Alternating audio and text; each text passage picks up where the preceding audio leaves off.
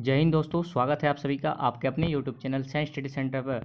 तो कल जो है क्लास 11 का हिंदी इलेक्टिव का एग्जाम होने वाला है। ठीक है, तो आप लोगों के लिए इस वीडियो पे हम लेकर आए हैं आज प्रीवियस ईयर क्वेश्चन, जो कि हमारा एग्जाम हुआ था कब 2022 में। देख सकते हैं यहाँ पे 2022 का क्वेश्चन है, तो आप लोग प्रीवियस ईयर क्वेश्चन को भी करके जाइए और बहुत सारा इंपॉर्टेंट क्वेश्चन को भी करके जाइए, ताकि आपको एग्जाम में कोई भी दिक्कत ना हो। ठीक है, तो हम इस अभी ये प्रीवियस ईयर क्वेश्चन को करा रहे हैं। ठीक है, तो इसके बाद हम बहुत सारा इंपॉर्टेंट वीडियोस लाएंगे, तो आप लोग वीडियो को शुरू से लेकर अंत तक जरूर देखिए। चलिए हम लोग प्रीवियस ईयर क्वेश्चन को देखते हैं और इसको आपको करके ही जाना है, ताकि आपका एग्जाम में क्वेश्चन आ सकता है। ठीक है, तो आपका यहाँ पे एक प्रकार पैसेज आएगा, तो आप लोग पैसेज को पढ़ लीजिएगा। ठीक है, वीडियो को स्टॉप करके आप लोग पैसेज को पढ़ लीजिए, हम आपको डायरेक्ट उत्तर बता देते हैं। ठीक है, तो यहाँ पे इसका सही उत्तर क्या हो जाएगा, एक का हमारा जो ऑप्शन नंबर यहाँ पे देख सकते हैं, एक जो है 3 नंबर, एक का ऑप्शन नंबर 3 ये सही हो जाएगा। किस व्यवस्था में नागरिकों को अधिकार है कि उनकी आवाज़ शासन द्वारा सुनी जाए, तो प्रजातांत्रिक। ठीक है, तो एक का हमारा ऑप्शन नंबर 3 इसका राइट आंसर हो जाएगा। आप लोग पैसेज पढ़िए, सारा उत्तर आपको मिल जाएगा। अगला प्रश्न है कि संघीय शासन का स्वाभाविक परिणाम क्या है, तो क्षेत्रीय दलों का उदय जो है वो संघीय शासन का स्वाभाविक परिणाम है। 2 का हमारा ऑप्शन नंबर 4 इसका राइट आंसर हो जाएगा। नेक्स्ट क्वेश्चन है तीसरा नंबर में कि संघीय शासन में नीतियाँ व कार्यक्रम किसके हितों में परिप्रेक्ष्य में तैयार होते हैं, तो राष्ट्रीय हितों के। और 3 का ऑप्शन नंबर 1 हमारा राइट आंसर हो जाएगा। अगला प्रश्न कि उपेक्षित का अर्थ है, उपेक्षित का अर्थ क्या है, तो तिरस्कृत उसका अर्थ है। 4 का ऑप्शन नंबर हमारा 2 इसका राइट आंसर हो जाएगा। यहाँ पे फिर आपको क्या लिखा गया देख सकते हैं, यहाँ पे निम्नलिखित पद्यांश को ध्यानपूर्वक पढ़कर प्रश्न संख्या 5 से 8 के लिए सही विकल्प का चयन कीजिए। आपको यहाँ पे एक आपका दिया गया है बुक से। ठीक है, तो आपको इसको पढ़ लेना है अच्छे तरीके से। इसके बाद जो हमारा क्वेश्चन आता है हम लोग उसको बनाएंगे, तो आप लोग इसको पढ़ लीजिए। चलिए हम लोग नेक्स्ट क्वेश्चन को करते हैं। तो यहाँ पे आप लोगों को पढ़ लेना है, उसके बाद क्वेश्चन को करना है। रघुकुल की वह अभागिन रानी कौन थी, तो आपको पैसेज में उत्तर मिल जाएगा, तो वो है क्या हो जाएगा इसका राइट आंसर, कैकेयी। तो रघुकुल की जो अभागिन रानी थी वो कैकेयी थी, तो 5 का ऑप्शन नंबर 4 इसका राइट आंसर हो जाएगा। अगला प्रश्न है कि किस जननी ने भारत सा भाई जना, तो कैकेयी ने भारत जो है भारत सा भाई जना, यानी 6 का हमारा ऑप्शन नंबर 1 इसका राइट आंसर हो जाएगा। अगला प्रश्न है कि प्रस्तुत काव्यांश में किस भाषा का प्रयोग है, यानी जो हमारे यहाँ पे दिया गया है इसमें हमारा किस भाषा का प्रयोग है, तो इसका राइट आंसर क्या हो जाएगा, खड़ी बोली हिंदी। ठीक है, तो इसका राइट आंसर हमारा ऑप्शन नंबर 4 इसका राइट आंसर। अगला प्रश्न है कि जीव का पर्यायवाची हो सकता है, तो जीव का पर्यायवाची शब्द क्या हो सकता है, तो हमारा आत्मा भी होता है, अंतकरण भी होता है और रूह भी होता है। तो इनमें से सभी इसका राइट आंसर जीव का पर्यायवाची शब्द। तो 8 तक हमारा प्रश्न हो गया। अब हमारा आता है सेक्शन बी, यानी खंड ख। इसमें हमारा प्रश्न क्या रहेगा, अभिव्यक्ति और माध्यम। तो अभिव्यक्ति और माध्यम से भी आप लोग प्रश्न करके जाइएगा। इंपॉर्टेंस ये सब बहुत आती है, ये हमारा क्लास 9, 11 का भी 12 का भी कर लीजिएगा, तो कोई फर्क नहीं पड़ता है। जैसे ग्रामर सभी के लिए इंपॉर्टेंट है, उसी प्रकार अभिव्यक्ति और माध्यम सभी के लिए इंपॉर्टेंट है। तो चलिए हम लोग ग्रुप बी में हम लोग खंड ख में अभिव्यक्ति और माध्यम का क्वेश्चन देखते हैं, तो इसको आप लोग याद करके लीजिएगा। ठीक है, तो पहला क्वेश्चन क्या दिया कि जनसंचार माध्यमों का प्रमुख कार्य है, तो जनसंचार का जो माध्यम है उसका प्रमुख कार्य क्या है, उसका सूचना देना है, शिक्षित करना है, रोजगार संबंधी जानकारी देनी। यानी जनसंचार हम लोग क्या करते हैं, किसी व्यक्ति को सूचना देते हैं, उसको जागरूक करते हैं, शिक्षा देते हैं, ये सब करते हैं। तो इसमें हमारा तीनों ऑप्शन से हो जाएगा, इसलिए इसका ऑप्शन नंबर 4 इसका राइट आंसर होगा, इनमें से सभी। अगला प्रश्न है कि पत्रकारिता के विकास में कौन सा मूल भाव सक्रिय रहता है, यानी पत्रकारिता के विकास में कौन सा मूल भाव एक्टिव रहता है, तो हमारा जिज्ञासा। यानी जो भी हमारा पत्रकारिता उसमें क्या जिज्ञासा है, हम लोग वही जानने का प्रयास करते हैं। अगला प्रश्न है 11 नंबर में कि सूचनाओं का संकलन कर संपादक तक पहुंचाने की जिम्मेवारी किसकी होती है, यानी सूचनाओं का संकलन, सूचनाओं को इकट्ठा करके संपादक तो पहुंचाने का जो जिम्मेवार होता है वो किसका होता है, तो पत्रकार का होता है। यानी देखिएगा मीडिया सब जो है मीडिया रिपोर्टिंग करता है, उसके बाद वो कहाँ तक पहुंचाता है, संपादक यानी एडिटर को पहुंचाता है। उसका काम ही होता है जो भी न्यूज़ होता है उसको कलेक्ट करके वो वहाँ तक पहुँचाता है। ठीक है, समझ में आ गया।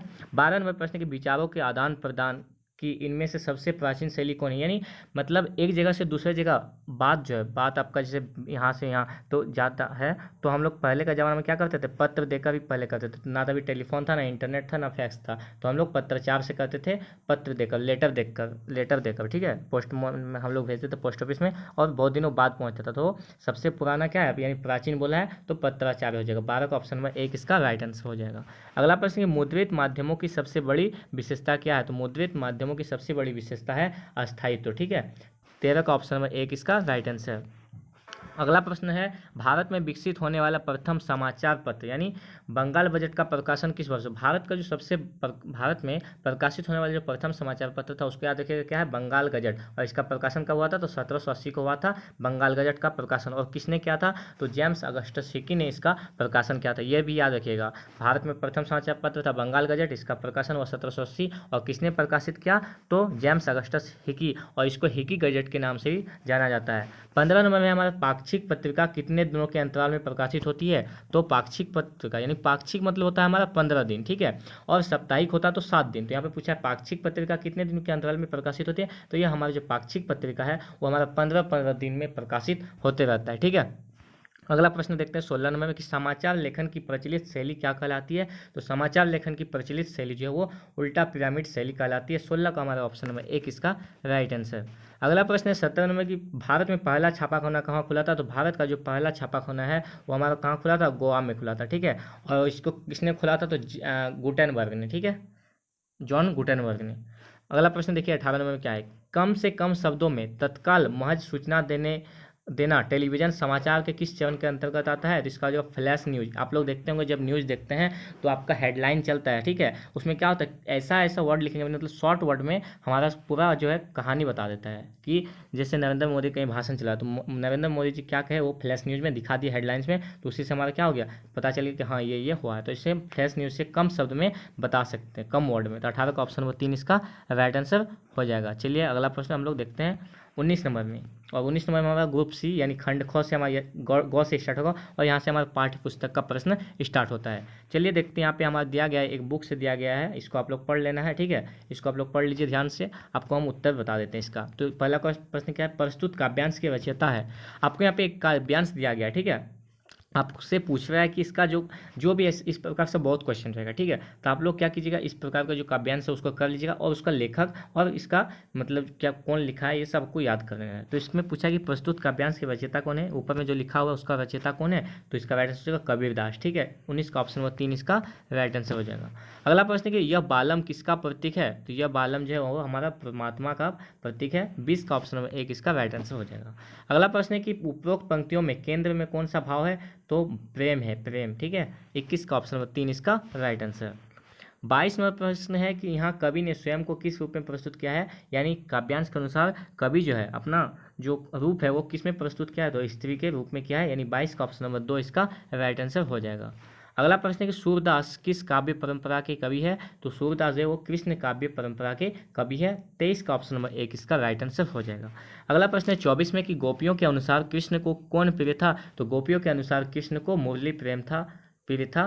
तो 24 का ऑप्शन नंबर 3 इसका राइट आंसर। नेक्स्ट प्रश्न है हमारे पास, निम्नलिखित में कौन सी रचना सूरदास की नहीं है? तो सूरदास का कौन सा रचना नहीं है? यहाँ पे हमारा सूर सागर, सुरसावली, साहित्य लहरी, ये हमारा जो है सूरदास की रचना है। लेकिन यहाँ पे पूछ रहा है नहीं है, तो क्या हो जाएगा, सुजान चरित जो है वो हमारा नहीं है। तो इसका राइट आंसर यही हो जाएगा, ऑप्शन नंबर 4।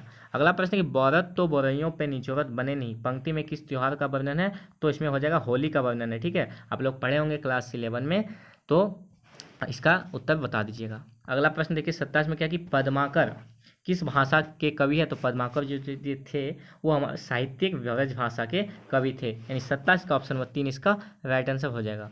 अगला प्रश्न है कि यहाँ पे देखिए क्या है, फिर से आपको एक पैसेज दिया गया है, निम्नलिखित गद्यांश को ध्यानपूर्वक पढ़कर प्रश्न संख्या 28 से 31 के लिए सही विकल्प का चयन कीजिए। आपको यहाँ से एक गद्यांश दिया गया है, ठीक है, बुक का ही दिया गया है, और आपको बताना है इसका जो कवि कौन है और ये कहाँ से लिया गया है। तो देखिए यहाँ पे क्या पूछा है, प्रस्तुत पंक्ति किस पाठ से ली गई है? तो ये जो है हमारा दोपहर का भोजन से लिया गया है। यहाँ पे देख सकते हैं आप, यहाँ पे एक कहानी पढ़े होंगे कि सारा घर मक्खियों से भिनभिना रहा था, आंगन की अलगनी, ये सब लोग पढ़ लेना है, सारा उत्तर आप लोग बता दीजिएगा आसानी से।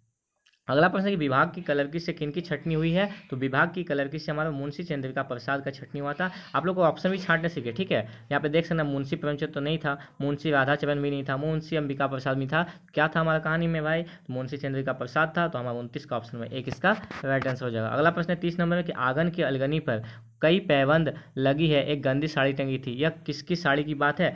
तो आपको माहेश्वरी क्या पढ़े थे? नहीं ना पढ़े थे। सीतेश्वरी पढ़े थे? नहीं ना। मातेश्वरी पढ़े? नहीं। याद होगा आप लोग सिद्धेश्वरी के नाम सुने होंगे, हमारा दोपहर का भोजन, ठीक है। तो इसमें हमारा सिद्धेश्वरी का ही जो साड़ी का बात हो रहा है, यानी 30 का ऑप्शन 3 इसका राइट आंसर हो जाएगा। अगला प्रश्न कि प्रस्तुत पंक्तियों के लेखक कौन है? तो अमरकांत है, ठीक है। ये जो दोपहर का भोजन है हमारा, इसको कौन लिखे हैं? तो इसको हमारा अमरकांत जी लिखे हैं, ठीक है। चलिए अगला प्रश्न देखते हैं यहाँ पे। प्रेमचंद्र का मूल नाम क्या था? तो प्रेमचंद्र का मूल नाम क्या था? धनपत राय। 32 का ऑप्शन 1 इसका राइट आंसर। नेक्स्ट क्वेश्चन है कि हामिद किस कहानी का केंद्रीय पात्र है? तो हामिद जो है वो ईदगाह कहानी जो था आपका, उसी का एक कैरेक्टर है, ईदगाह है, ठीक है, हामिद। अगला प्रश्न, टॉर्च बेचने वाला व्यंग रचना में टॉर्च किस कंपनी का था? तो याद होगा आप लोग कहानी पढ़े होंगे, तो सूरज छाप टॉर्च था और उसमें 2 मित्र के बारे में बताया गया है। सूरज छाप टॉर्च और एक क्या करता था? अपना सत्संग करता था, ठीक है। अगला है, टॉर्च बेचने वाले में टॉर्च के प्रतीक के माध्यम से लेखक ने किस पर प्रहार किया? तो इसमें क्या हो जाएगा? भ्रष्टाचार पर, आस्थाओं के बाजारीकरण पर, यानी ये इसका राइट आंसर होगा 2 और 3 दोनों हो जाएगा, ठीक है। सॉरी यहाँ पे देख लीजिए ऑप्शन में क्या है कि आस्थाओं के बाजारीकरण पर और धार्मिक पकड़ पर, तो इसका 2 और 3 राइट आंसर होगा, यानी ऑप्शन नंबर 4 इसका राइट आंसर हो जाएगा। 35 का 4, ठीक है, इसको सुधार लीजिए। अगला प्रश्न है 36 में कि गूंगे कहानी में किसके प्रति समाज में व्याप्त संवेदनहीनता को रेखांकित किया गया है? तो दिव्यांग को, यानी उसमें गूंगा जो है वो दिव्यांग है ना, विकलांग है, तो उसी के बारे में रेखांकित किया गया है। अगला प्रश्न कि अंडे के छिलके एकांकी लेखक कौन है? तो अंडे के जो छिलके हैं उसको कौन लिखे हैं? तो मोहन राकेश लिखे हैं। 37 का ऑप्शन नंबर 2 इसका राइट आंसर हो जाएगा। 38 नंबर प्रश्न कि अंडे के छिलके किस प्रकार की एकांकी है? तो अंडे के जो छिलके वो किस प्रकार की एकांकी है? तो पारिवारिक, यानी फैमिली के बारे में हमारा अंडा के छिलके की कहानी में बारे में बताता है। 38 का ऑप्शन नंबर 4 इसका राइट आंसर। 39 नंबर में हमारा क्या कि अंडे के छिलके पाठ के आरंभ में अम्मा की कैसी तस्वीर उभरती है? तो परंपरावादी स्त्री, यानी 39 का ऑप्शन नंबर 1 इसका राइट आंसर हो जाएगा। अगला प्रश्न कि बीना कौन सी पुस्तक पढ़ती है? तो बीना जो है वो पढ़ती थी चंद्रकांता पुस्तक, आपको याद होगा, कहानी पढ़े होंगे। तो उम्मीद करते हैं आपको आज का वीडियो पसंद आया होगा। तो पसंद आया तो अपने दोस्तों के साथ भी शेयर कीजिए ताकि उसको भी कुछ हेल्प हो जाए। और कल एग्जाम है तो आप लोग अच्छे से तैयारी कीजिए, और भी अभी इंपॉर्टेंट क्वेश्चन आना बाकी है, तो चैनल को सब्सक्राइब भी जरूर कीजिए, अपने दोस्तों के साथ भी शेयर कीजिए। अभी के लिए इतना ही, तब तक के लिए बाय, जय हिंद।